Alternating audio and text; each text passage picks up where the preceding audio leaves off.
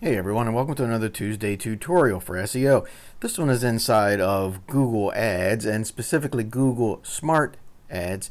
And there's a problem when we're inside of the negative keyword themes and we're trying to add something like an ampersand. So I apologize for almost all of the screen being blurred out to protect privacy. Okay, so when you're inside of your Smart campaign, you come over to the negative keyword themes and we'll scroll all the way to the bottom. Sorry again for all the blurring. When we click this edit button, and this will come up. Now we get this portion of new negative keyword theme. We'll click on that. And so let's go ahead and say that we have anything like K and L.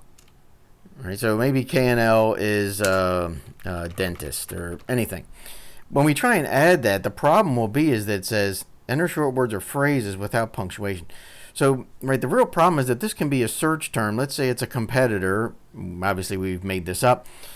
But you don't want to be found for those. So you have a real problem trying to add this in by hand. The way to get around that is we'll go over to the search terms and we'll see how we can add an ampersand. Let's go do that now. Okay, so here we are inside of the search terms report.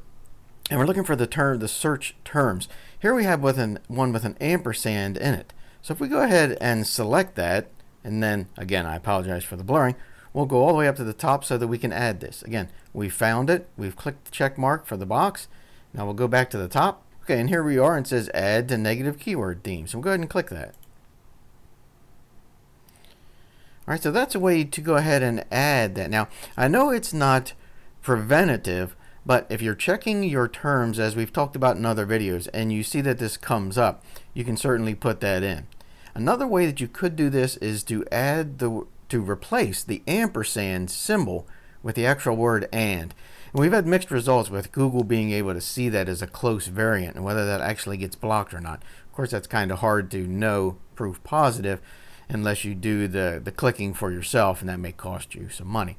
All right, so I hope this helps in showing you how to get specialized punctuation like an ampersand into your negative keyword terms for your Google Smart campaigns.